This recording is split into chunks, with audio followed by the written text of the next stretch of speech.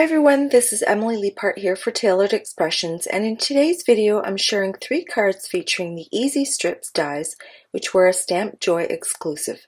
These are now available for purchase individually. There are 3 dies, each measuring 2 inches by 7 inches. All dies are the same size, but the strips they cut are different widths for fun, creative possibilities. The first one cuts 16 thin strips, the second one cuts 8 medium strips, and the third one cuts 4 wide strips. Also available are the Easy Strip stacks that make it easy to create strips with these dies. Each pack includes 30 sheets, 3 of each of 10 colors, cut to 2.5 inches by 8 inches, which gives the dies a bit of wiggle room. The colors included are Fruit Punch, Guava, Sweet Potato Pie, Pineapple, Granny Smith, Cilantro, Confetti Cake, Blue Raspberry, Blueberry, and Eggplant. For my first card, I'm going to use Fruit Punch, Guava, Pineapple, and Granny Smith to do a bit of paper weaving. The fun part about paper weaving is it can be done in any combination of colors and even neutrals. You can literally paper weave for hours on end with different color combinations.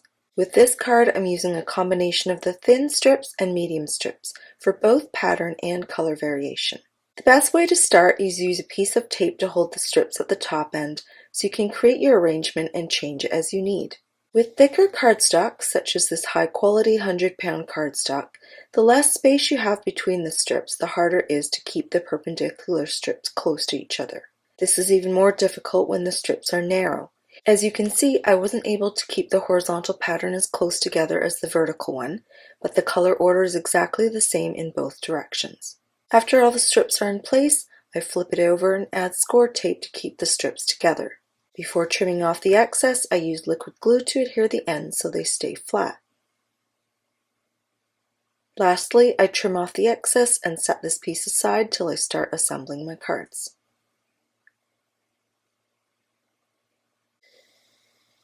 For my second card, I've cut a 4" by 5¼ panel, and I'm gluing down medium and wide strips in a pattern on 2 sides. I start with wide eggplant strips, then I follow with medium strips in blueberry, blue raspberry, and confetti cake. I make sure to place the vertical strip before the horizontal strip to maintain consistency in the design. When I'm finished with the 4 colors, I trim off the excess using my paper trimmer to get a perfectly straight edge. For my third card, I'm gluing down a mix of thin, medium, and wide strips on a piece of copy paper. This will allow the strips to stay together better since I'll be die cutting a shape from the pattern when it's done. I start with a wide strip cut from Oreo cardstock, then medium strips of blue raspberry on either sides of that. Next are 2 thin strips of Granny Smith, followed by 2 thin strips of pineapple. After that, I place 2 medium strips of guava, and then cut 2 panels from sugar cube cardstock. Now I'm going to use the largest of the stitched circle stacklets to cut out this pattern. I also pulled the Gathered Stars die and cut it from silver glitter cardstock. I want a contrasting panel behind those strips extending out across the base panel, so I measure the width of the strips and cut that panel to 2 inches by 4 inches.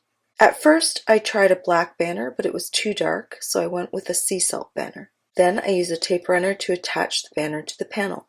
Using the lines on the grid mat also helps ensure that all the pieces are straight. Finally, I attached the panels to the card base and attached the gathered stars with liquid glue. Moving on to my second card, I attached the striped panel to a sea salt card base. I also die cut the subtle sprigs from silver glitter cardstock. Off screen, I stamped the On the Block Happy in blueberry ink on sugar cube cardstock and die cut it using the coordinating die. I also stamped the word birthday from Building Blocks Happy Editions in eggplant ink on sea salt cardstock. I used liquid glue to attach the sprigs to the panel, then I popped up both parts of the sentiment with foam tape.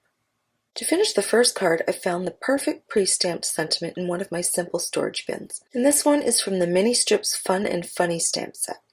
This sentiment strip blends in nicely with that wide Oreo strip in the center of the circle. I popped it on with foam tape, and now this card is done. For my third and final card, I've popped the Frame and Frame 2 die onto foam tape and attached it to a sugar cube card base. I also die cut the insert using the Stitched with Love cutting plate and glued the weaved panel down the center. Next, I stamped on the block Love in Fruit Punch on Sugar Cube cardstock and die cut it using the coordinating die.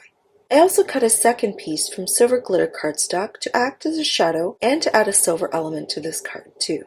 Again, I went to my Simple Strips for Building Blocks storage bin and pulled a pre-stamped secondary sentiment. Here's a review of all 3 cards which feature the Easy Strips dies and Easy Strips stack.